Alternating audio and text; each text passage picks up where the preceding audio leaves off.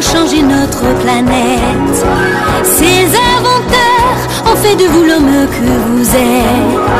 Ils ont tout imaginé, tout trouvé, démontré. La lune qui gravite et la pomme qui tombe déconfite. Ils ont cherché à mesurer le temps qui donne l'heure. Ils ont voulu nous offrir tous les gages du bonheur. Une lumière exemplaire qui éclaire, qui prospère et ouvre le chemin aux rêves des humains. Ils ont trouvé des leviers pour soulever le monde. Et grâce à eux, la terre a voulu jouer à la ronde. Tourner, tourner, toutes les roues de la locomotion. Et des automobiles qui se suivent enfiler des fils, puis vite filer des coureurs. Chevauchent déjà d'autres chimères. Pour que progresse dans la sagesse notre vieille terre. Les découvreurs, les découvreurs.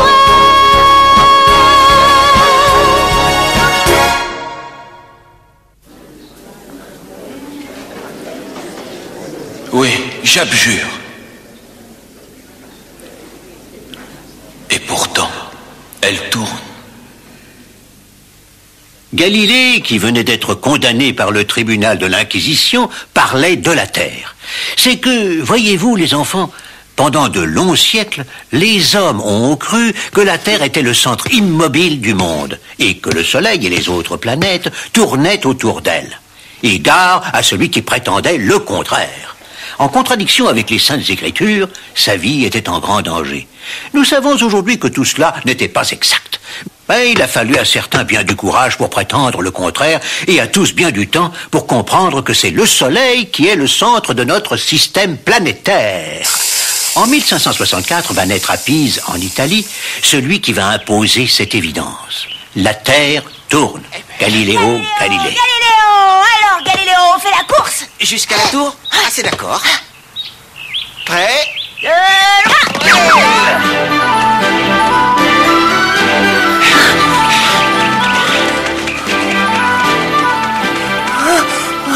Comme d'habitude, t'as encore gagné. Trop de pattes. Eh oui, trop de pattes.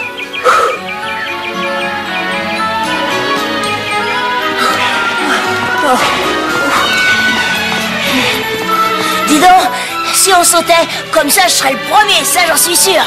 Et pourquoi tu crois ça? Parce que je suis le plus lourd, tiens. Oh, ben c'est pas sûr. Il faudrait vérifier.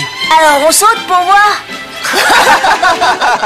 Quelques années plus tard, Galilée, âgé de 14 ans, sera admis à l'université de Pise pour y faire ses études de médecine.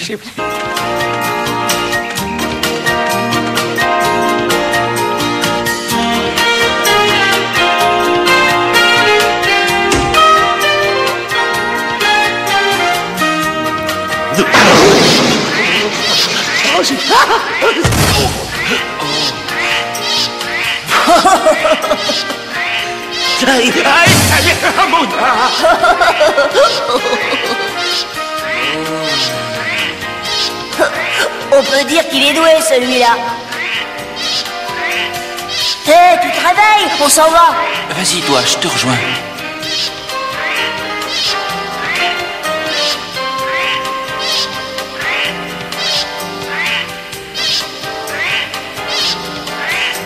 Je crois que j'ai trouvé.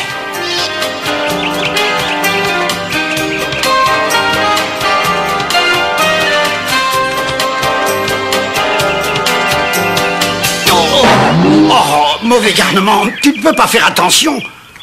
Oh, excusez-moi, mon père, je réfléchissais, je n'ai pas fait attention. Bon, ce n'est pas grave, mon fils. La méditation nous distrait parfois des réalités de ce monde. C'est que ce balancier, enfin, cette lampe, vous voyez, c'est comme si elle marquait le temps. Le temps est éternel, mon fils. Ah, ça n'empêche pas de le mesurer. Va en paix.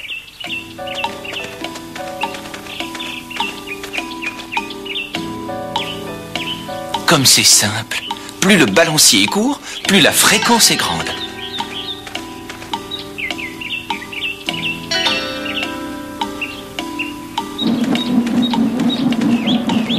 Oh, un de cercle, ou plutôt une parabole. Oh. Du vin qui explose maintenant, ça alors, je bois trop, moi. Avec ce pendule, on pourrait mesurer avec précision la fréquence des pulsations, ce qui permettrait de déterminer l'état de santé d'une personne. Et qui êtes-vous, jeune homme, pour prétendre nous apprendre la médecine? Je m'appelle Galilée, maître. Galiléo Galilée. Eh bien, Galilée, retournez-nous à vos cours. Quand vous aurez terminé vos études, vous pourrez Permettez, cher confrère, cet appareil me semble à moi très astucieux. Voyez, le battement correspond exactement à mon pouls. Voyons le vôtre. Votre pouls est bien rapide, mon cher. Vous devez avoir des humeurs furibondes. Vous allez voir que cet instrument va se balancer de moins en moins fort. Tout ça ne sert à rien. Mais non, maître. Voyez, ce n'est pas l'amplitude du mouvement, c'est la longueur du balancier qui détermine le temps.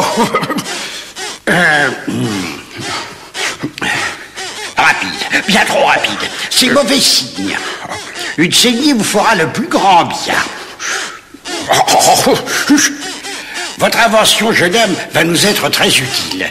C'est bien un moyen pour mesurer le temps. Galilée appliqua sa découverte à la fabrication d'horloges. Il va inventer bien d'autres choses encore.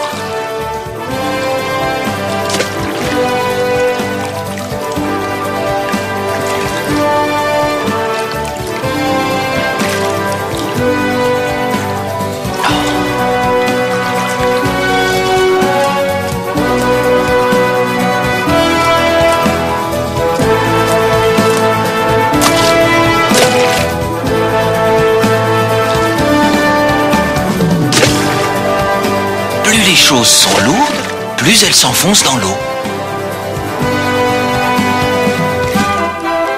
Non, plus elles sont denses, plus elles s'enfoncent.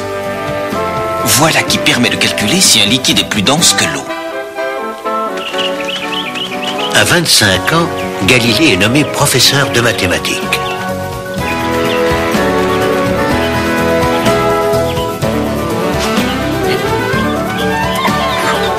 On y va? Tu te rappelles quand on était gosse et qu'on voulait sauter? Alors cette fois, tu vas voir que tu tombes. Ma grosse pierre va tomber bien plus vite que ton caillou, tu verras. Je te dis qu'elles vont arriver en bas en même temps. Je vais compter jusqu'à 3 et on lâche nos pierres. Pour moi, il n'y aura qu'un seul bruit à l'arrivée. En bas là. 3.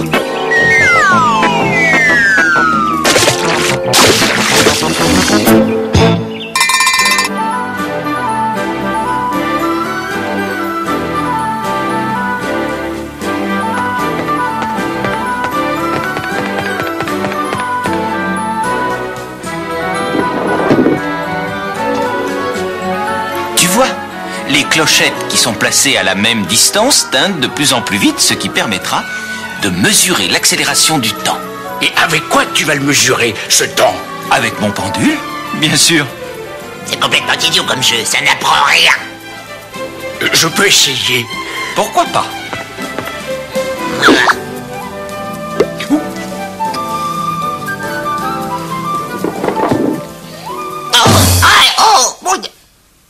Galilée vient de trouver que la vitesse d'un corps augmente en proportion du carré du temps. Et pour la première fois, nous avons ici les bases d'une loi. Il va inventer aussi le thermomètre pour mesurer la température de l'air et des liquides.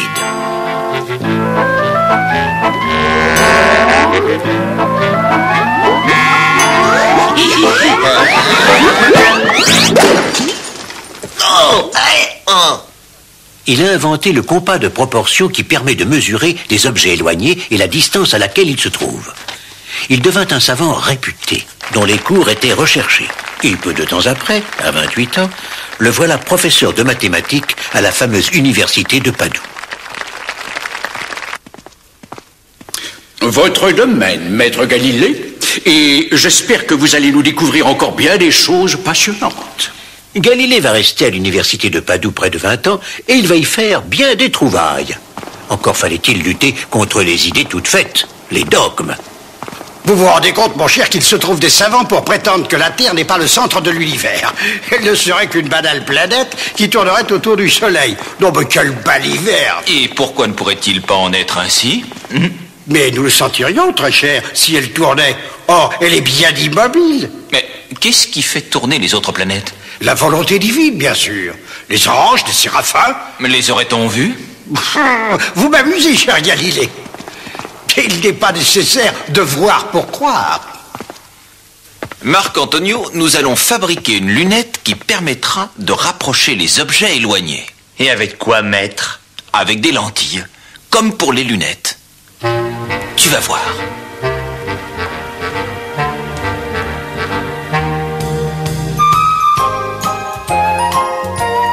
C'est bien. Maintenant, tu vas fabriquer un tube autour de tout ça.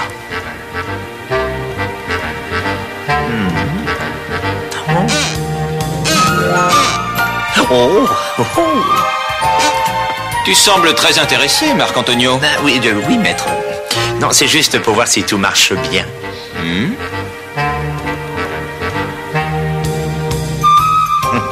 On voit très bien, n'est-ce pas, maître? Je suis sûr qu'on pourra observer les étoiles comme si on était tout près.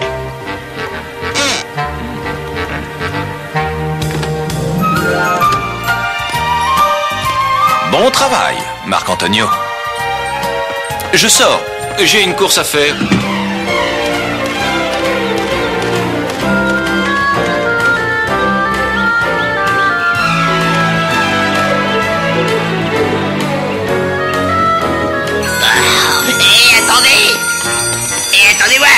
Attendez-moi! J'arrive, signorina.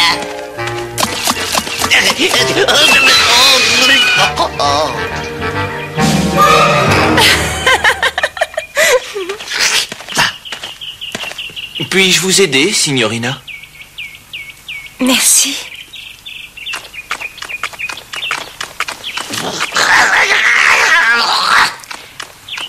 Merci, signor.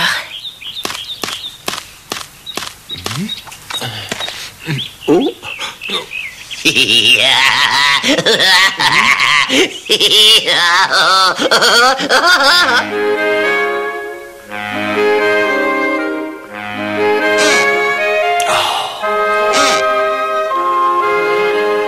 Des mers, des cratères, des montagnes.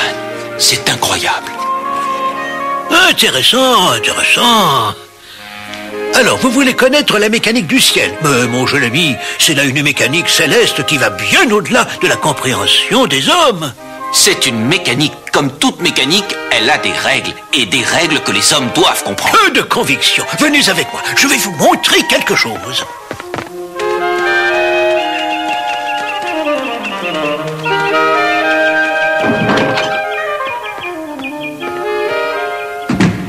Voici la mécanique céleste, conçue par un grand artisan, Santucci, et d'après la théorie de Ptolémée.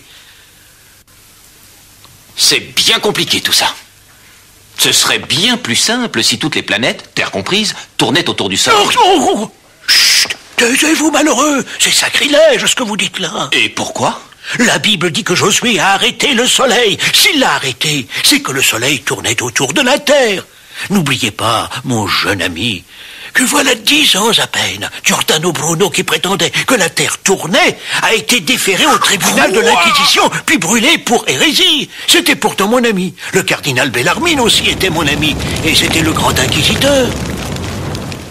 Il y a pourtant un homme, un Polonais, Copernic. Il disait comme vous, que c'était la Terre qui tournait autour du Soleil. S'il disait vrai, je le prouverai. Grande nouvelle, maître. Le Doge de Venise vous invite à lui présenter votre télescope. Oui, oui, maître, le Doge lui-même. C'est bien, nous irons.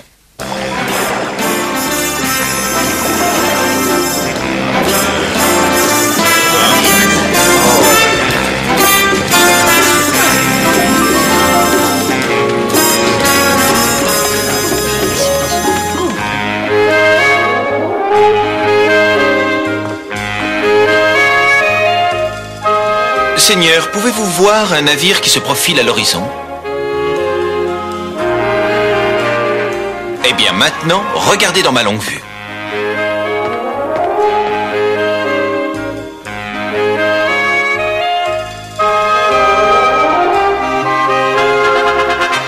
Quelle merveille! Nous allons pouvoir connaître à l'avance l'arrivée de nos vaisseaux marchands ou l'arrivée de nos ennemis.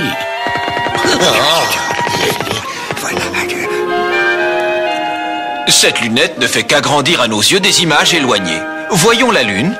Ne regardez pas. Altesse Sérénissime, vous allez être trompé. En réalité, la Lune est un astre sphérique. Elle nous semble avoir une forme de croissant parce qu'une de ses parties, non exposée au soleil, se trouve à l'ombre. Baliverne, tout ça. C'est une superbe invention, maître Galilée, et votre travail mérite récompense. Je vous appointe à vie à l'université de Padoue avec un salaire de 1000 florins par mois.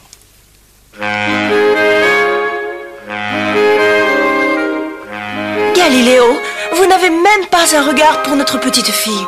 Elle est pourtant si jolie. Que voulez-vous, Marina? Il y a encore tant de choses à connaître.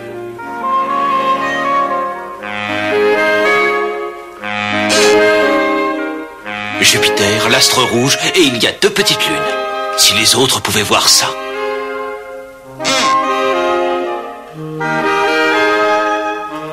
Des satellites en ceinture?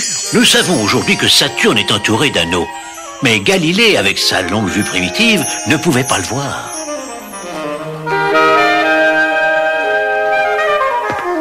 Pourquoi faites-vous ça? C'est pour observer le soleil, sinon sa lumière blesse.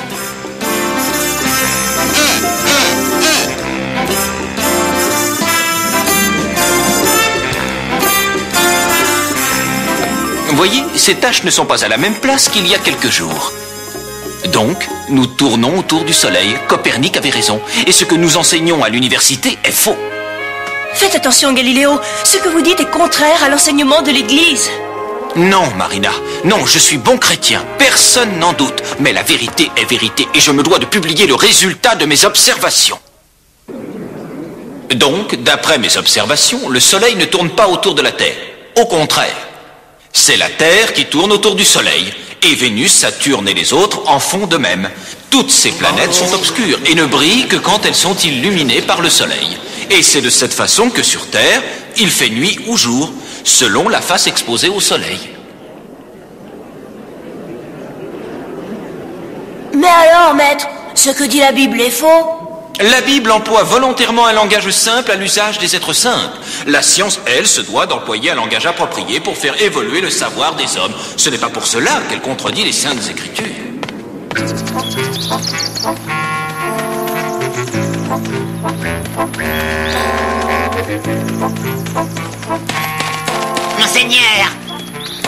Monseigneur Bellarmine.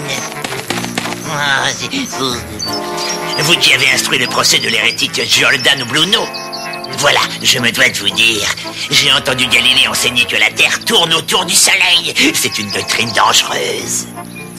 Je connais Galilée. C'est un bon chrétien, Fra Lorini. Il ne faut pas s'inquiéter de ses idées sur l'astronomie. Elles ne sont pas dirigées contre l'Église.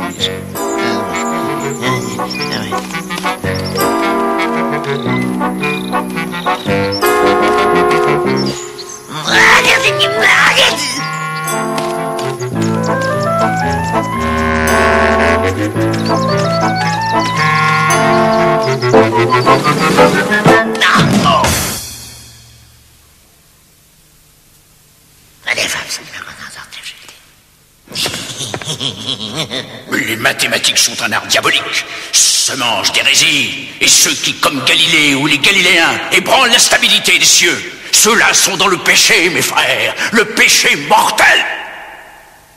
Et la Lune tourne autour de la Terre. Pourquoi? Galiléo, nous avons maintenant 3 enfants et je ne sais même pas si vous vous en êtes rendu compte. Que voulez-vous, bon ami? Il y a tant et tant de choses à connaître. Oui, un hérétique, et je réclame contre ce mathématicien le jugement de notre Sainte Inquisition. Mais Galilée a maintenant des amis puissants.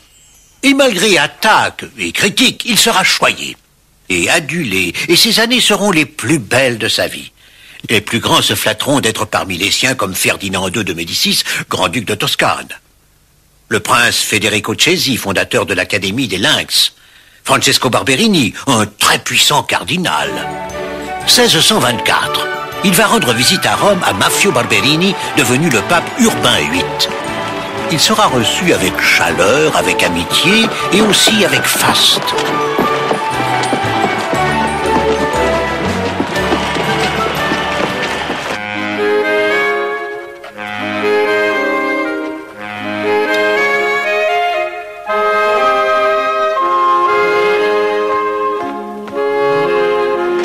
Dire bonsoir à papa. Chut! Il faut laisser papa travailler. Il découvre les merveilles du ciel. Et un jour, le monde entier reconnaîtra sa grandeur, lui rendra hommage, vous verrez. Vous serez fiers d'être ses enfants.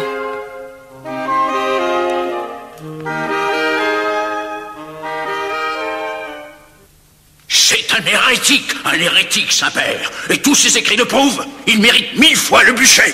Oui, le bûcher.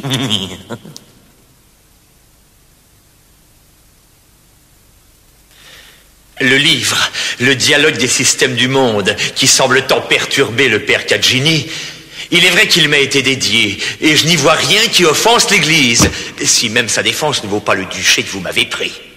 Mais vous-même, vénérable Saint-Père, ne lui avez-vous pas donné l'autorisation de l'écrire, cette œuvre? Oui, il est vrai. Je n'arrive pas à croire à la malignité de Galilée, quoique je m'interroge. Quoi donc voulait-il désigner par le personnage stupide de Simplicio? Votre sainteté, le cardinal Bellarmine, que notre Seigneur le garde près de lui, bien sûr, a interdit à Galilée de propager les théories de Copernic. Et Galilée s'y est engagé, par écrit. Tenez, nous avons là cette pièce. C'est un faux! Le vénéré chef de l'ordre des Jésuites, le cardinal Gaspard Borgia, ambassadeur du royaume d'Espagne, demande audience à votre sainteté.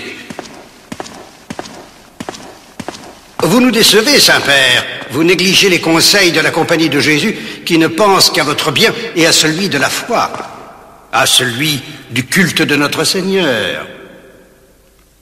Votre complaisance est grande à l'égard des protestants de France, de Bavière, de Suède, et ce, contre les intérêts du noble royaume d'Espagne que je représente, et de sa vénérable Église. Prenez garde, Saint-Père, que notre puissant pays n'en prenne ombrage en maintenant cet hérétique, ce Galilée que vous protégez. Votre diatribe estimé, cardinal Borgia, vient après son heure. Je pense, comme vous, que Galilée a outrepassé la liberté que nous lui avions accordée. Oui, monsieur le Grand-Duc, je venais de décider qu'il convient de déférer Galilée devant la Sainte Inquisition.